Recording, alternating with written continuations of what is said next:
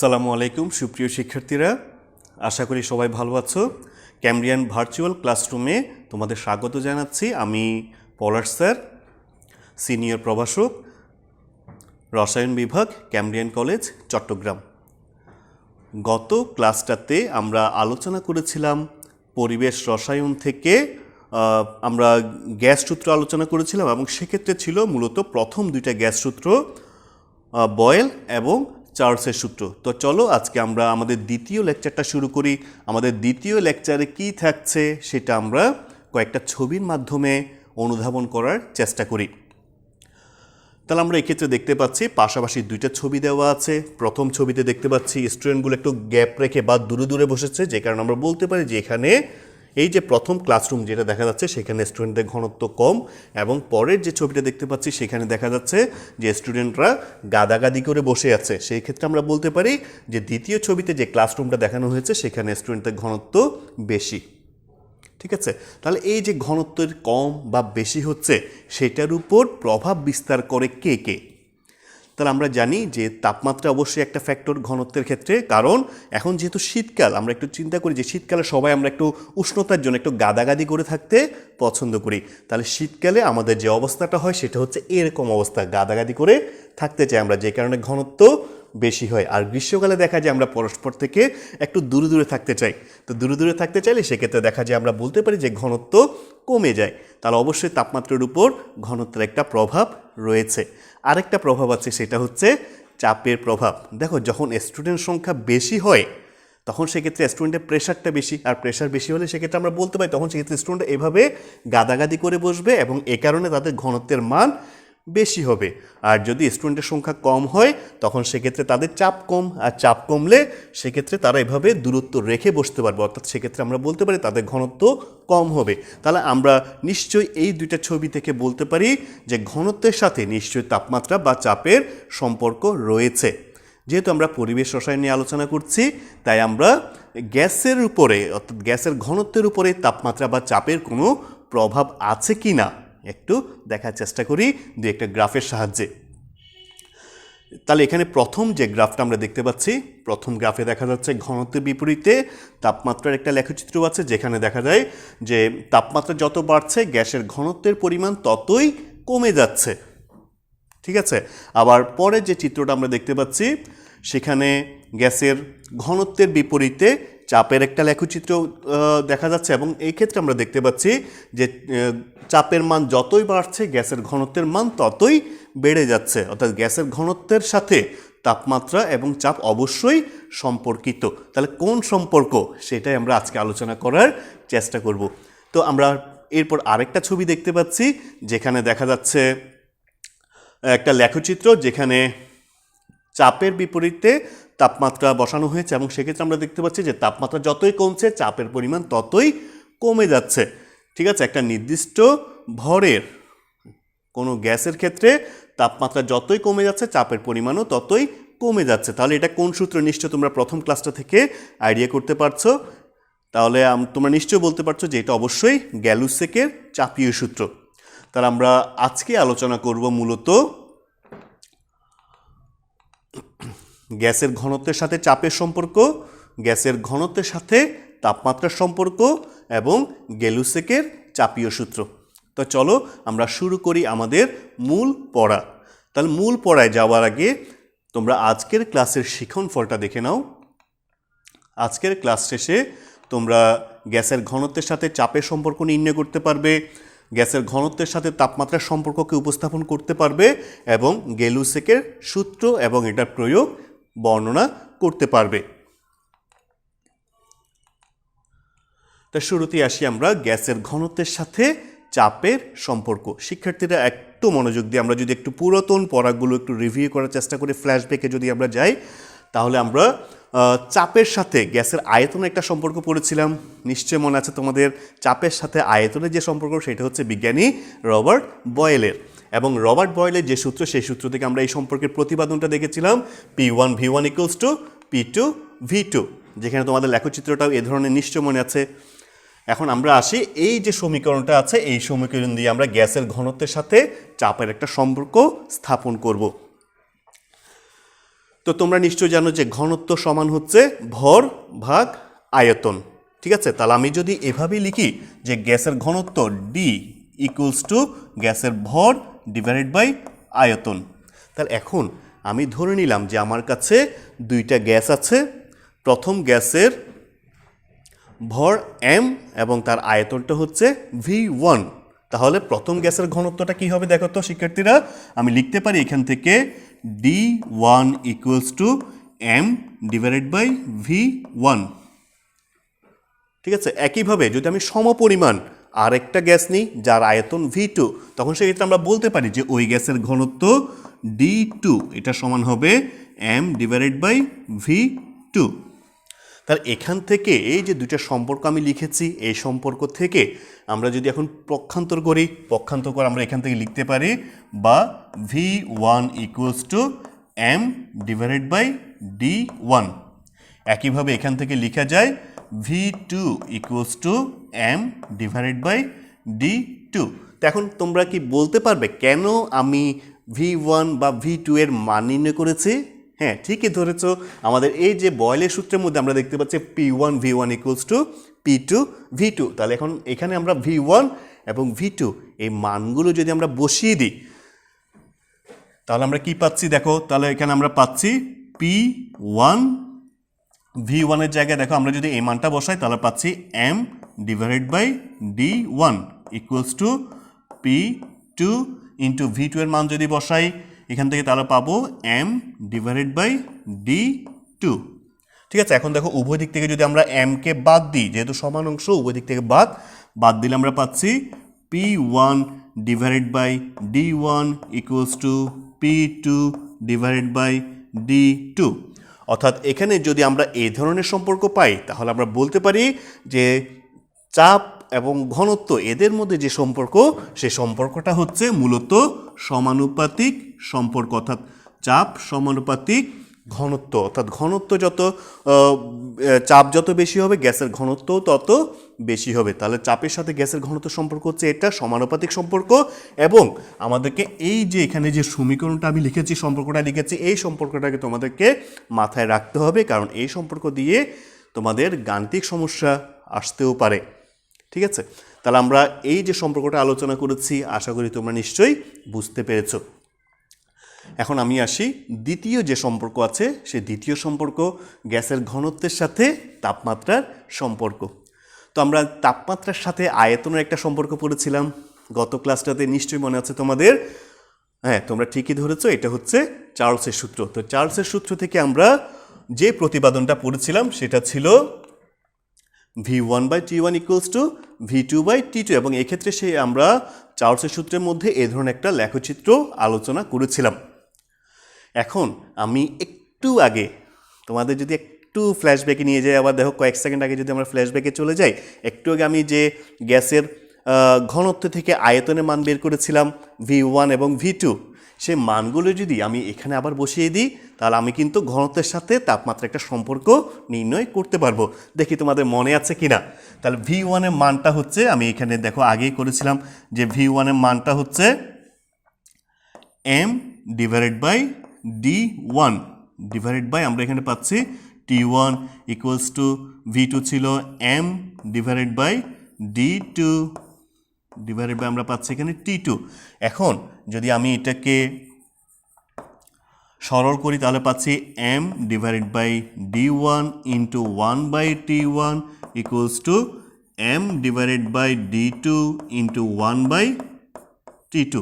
তাহলে এখন উভয় দিক থেকে যদি আমি M কে বাদ দিই, M কে বাদ দিলে আমি পাচ্ছি আমার সম্পর্কটা হচ্ছে D1 T1 equals two D2 T2। এই ধরনের যদি সম্পর্ক আমি পাই তাহলে আমি বলতে পারি যে গ্যাসের ঘনত্বের সাথে তাপমাত্রা সম্পর্কটা হচ্ছে ব্যস্তানুপাতিক। ঠিক আছে, তো ব্যস্তানুপাতিক সম্পর্ক যদি হয় তাহলে আমরা এখান থেকেই বলতে পারি যে গ্যাসের ঘনত্ব এবং তাপমাত্রা এগুলো হচ্ছে পরস্পর ব্যস্তানুপাতিক। অর্থাৎ তাপমাত্রা যদি বেশি হয় তাহলে গ্যাসের ঘনত্ব কম হবে। ঠিক আছে, তাহলে আমরা এই যে সম্পর্কটা এখানে পেয়েছি, এই সম্পর্কটা তোমাদের মাথায় রাখতে হবে ম্যাথের জন্য। D1 T1 equals two D2 T2। তো শিক্ষার্থীরা আমরা দুইটা সম্পর্ক আলোচনা করেছি, একটা হচ্ছে গ্যাসের ঘনত্বের সাথে তাপমাত্রার সম্পর্ক, আর একটা হচ্ছে গ্যাসের ঘনত্বের সাথে চাপের সম্পর্ক। এই সম্পর্কগুলো আশা করি তোমরা বুঝতে পেরেছ। এরপর আমরা আলোচনা করছি আমাদের তৃতীয় যে টপিকসটা ছিল আজকের জন্য, সেই তৃতীয় টপিকসটা হচ্ছে গেলুসেকের চাপীয় সূত্র।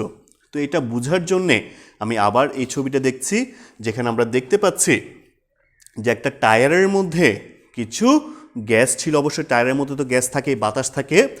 তাহলে এখন দেখো, যখন তাপমাত্রা কমে যায় তখন আমরা এক্ষেত্রে দেখতে পাচ্ছি তাপমাত্রা কমে যাওয়ার কারণে চাপও কমে যাচ্ছে, অর্থাৎ গ্যাসের চাপ কমে যায়। ঠিক আছে, যেহেতু এটা টায়ার, নিশ্চয়ই কি আবদ্ধ পাত্র, আবদ্ধ টায়ার। তো আবদ্ধ টায়ার বলে এক্ষেত্রে আমরা বলতে পারি যে গ্যাসের পরিমাণটা অবশ্যই নির্দিষ্ট থাকবে, যেহেতু গ্যাস বেরিয়ে যেতে পারবে না, গ্যাসের পরিমাণ নির্দিষ্ট থাকবে, এবং এই টায়ারের মধ্যে গ্যাসের আয়তনটাও নিশ্চয়ই ধ্রুবক থাকবে। তাহলে আমরা বলতে পারি যে গেলুসেকের চাপীয় সূত্রের মধ্যে পরিমাণ এবং আয়তন, অর্থাৎ মোল সংখ্যা এবং আয়তন, এই দুটা ধ্রুবক থাকে। এই দুটা রাশি যখন ধ্রুবক থাকে তখন বাকি দুটা রাশি অর্থাৎ পি এবং টি চেঞ্জ হয়, এবং এক্ষেত্রে আমরা লেখচিত্র থেকে দেখতে পাচ্ছি যে টি এর পরিমাণ যত কমে পি এর পরিমাণও ততই কমতে থাকে। তাহলে আমরা বলতে পারি যে পি এর সাথে টি এর সম্পর্কটা এখানে কি, অবশ্যই সমানুপাতিক। তাহলে এখন আসা যাক, আমরা এই চিত্র থেকে মোটামুটি গেলুসেকের চাপীয় সূত্রের যে মূল কথা, সেই মূল কথাটা অনুধাবন করতে পেরেছি। এখন আসি আমরা ওনার সূত্রের বিবৃতিটা একটু যদি দেখে নিই, যে স্থির আয়তনে নির্দিষ্ট ভরের কোনো গ্যাসের চাপ এর পরম তাপমাত্রার সমানুপাতিক, অর্থাৎ পি সমানুপাতিক হচ্ছে ক্যাপিটাল টি, যেখানে টি, ভি এবং এন হচ্ছে স্থির। তাহলে এখান থেকে আমরা দেখো, যদি সমানুপাতিক চিহ্ন সরিয়ে সমান চিহ্ন বসায় তাহলে আমরা কি লিখতে পারি, এখানে একটা লাইন আমি কম লিখেছি, পি ইকুয়ালস টু কে টি। তাহলে এখন দেখো, উভয় দিককে যদি আমি টি দিয়ে ভাগ করি তাহলে পাচ্ছি P by T equals to K, ধ্রুবক। তাহলে এখন যদি আমি দুইটা ভিন্ন অবস্থায় যদি কল্পনা করি তাহলে পাচ্ছি P one by T one equals to P two by T two. যেহেতু আমি গত ক্লাসটাতে এ ধরনের সম্পর্কের ব্যাখ্যাগুলো করেছিলাম, সেই জন্য আজকে আর না যাই। তাহলে আজকে তোমরা নিশ্চয়ই বুঝতে পেরেছো এটা, যে এই সম্পর্কটা কোত্থেকে আসছে, যে P one by T one equals to P two by T two. তাহলে গেলুসেকের চাপীয় সূত্রের গাণিতিক রূপ হচ্ছে এটা। এই গাণিতিক রূপটাও আমাদের মাথায় রাখতে হবে ভালো করে, এবং এই সম্পর্কটা দিয়ে আমাদেরকে গাণিতিক সমস্যার সমাধান করতে হবে। আমরা এই যে কিছু গাণিতিক সমস্যা ফেস করতে পারি, এ ধরনের সম্পর্ক দিয়ে আমরা চেষ্টা করব এগুলো সমাধান করতে। এরপর আসা যাক আইসোকোর রেখা।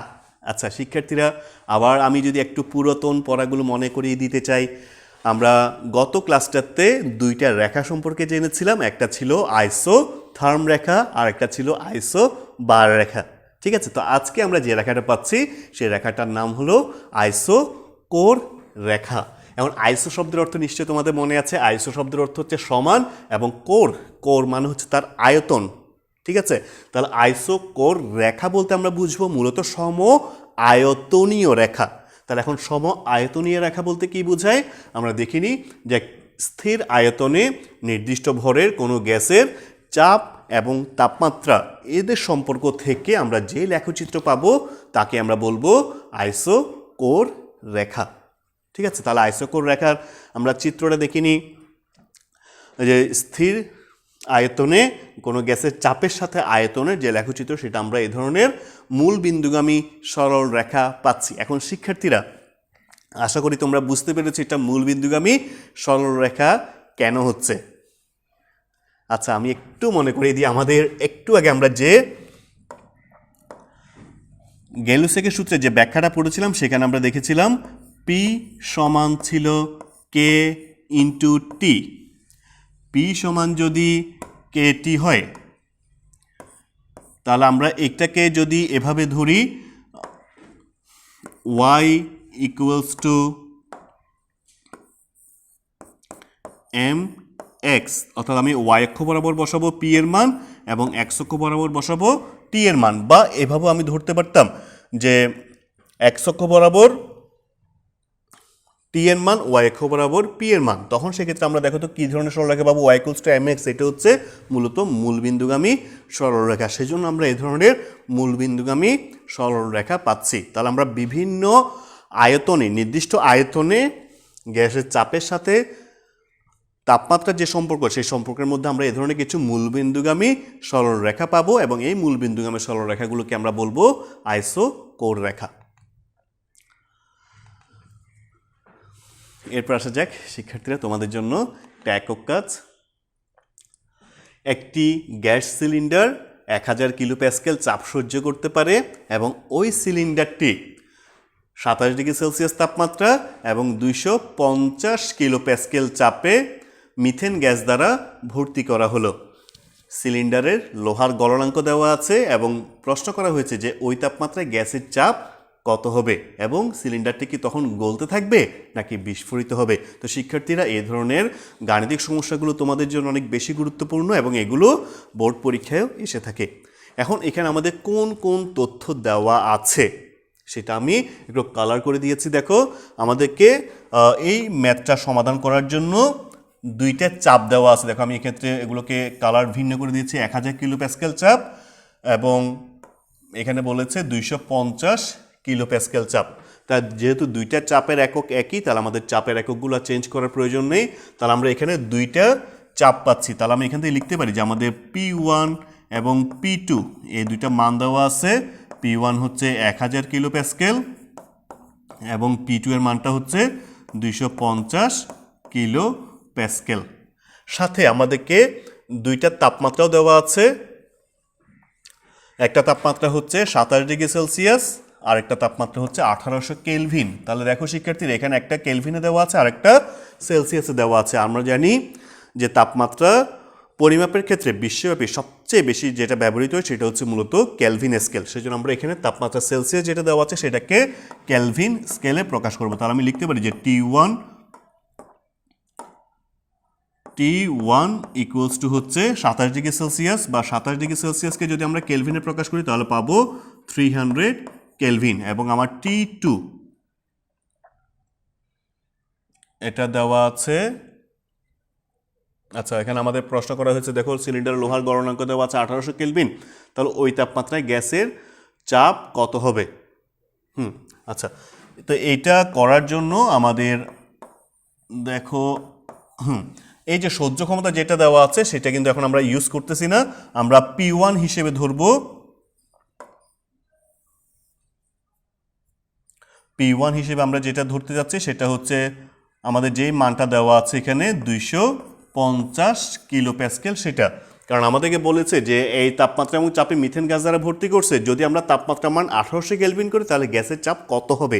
তাহলে আমরা গ্যাসের চাপ কত হবে সেটা নির্ণয় করার জন্য P2টা হিসাব করব। তাহলে P2 যদি আমরা হিসাব করতে যাই তাহলে আমাদের দেখো P এর সাথে T এর যে রিলেশন, তো P এর সাথে T এর রিলেশনটা নিশ্চয় মনে আছে। আমরা একটু আগে পড়েছিলাম যে P1/T1 ইকুয়ালস টু P2/T2। তাহলে এই সম্পর্ক থেকে নিশ্চয় তোমরা P2 এর মান হিসেব করতে পারবে। এবং এটা তো আমরা প্রথম অংশটা পেয়ে গেলাম। পরের অংশ আমাদের বলেছে যে সিলিন্ডারটি কি তখন গলবে নাকি বিস্ফোরিত হবে। ঠিক আছে, এখন দেখো, যেহেতু এটা সিলিন্ডারের গলনাঙ্ক তাপমাত্রা আমাদের দেওয়া আছে, গলনাঙ্ক তাপমাত্রায় যদি চাপের পরিমাণ আমরা এখানে P2 যেটা পাবো, সেই P2 এর পরিমাণ যদি 1000 কিলো প্যাসকেল বা তার চেয়ে যদি কম হয় তাহলে আমরা বলবো সিলিন্ডারটি তখন শুধু গলতে থাকবে। কারণ যেহেতু এটা গলনাঙ্ক তাপমাত্রা, সিলিন্ডারটি তখন শুধুমাত্র গলতে থাকবে। কিন্তু যদি আমরা P2 এর মানটা 1000 কিলো প্যাসকেলের চেয়ে বেশি পাই তখন আমরা বলবো যে সিলিন্ডারটা সম্পূর্ণ গলার আগেই বিস্ফোরিত হয়ে যাবে। কারণ আমরা জানি গলনাঙ্ক হচ্ছে এমন একটা তাপমাত্রা যে তাপমাত্রায় কোনো একটা বস্তু গলতে শুরু করে এবং সম্পূর্ণ না গলা পর্যন্ত তাপমাত্রা একই থাকে। ঠিক আছে, তাহলে এক্ষেত্রে আমরা দেখব যে P2টা কত হচ্ছে। P2 যদি 1000 কিলো প্যাসকেলের চেয়ে কম হয় তাহলে সিলিন্ডারটা গলবে, আর যদি 1000 কিলো প্যাসকেলের চেয়ে বেশি হয় তাহলে সিলিন্ডারটি বিস্ফোরিত হবে। আশা করি এটা বুঝতে পেরেছো। এখন আসা যাক তোমাদের জন্য দুইটা প্রশ্ন। গ্যাসের চাপের সাথে ঘনত্বের সম্পর্ক নিশ্চয় বলতে পারবে। গ্যাসের চাপের সাথে ঘনত্বের সম্পর্ক কোনটা? এরপর আরেকটা প্রশ্ন, আইসোকোর রেখা কাকে বলে? নিশ্চয়ই এটাও পারবে, যেহেতু আমি এটা আলোচনা করেছি আগেই।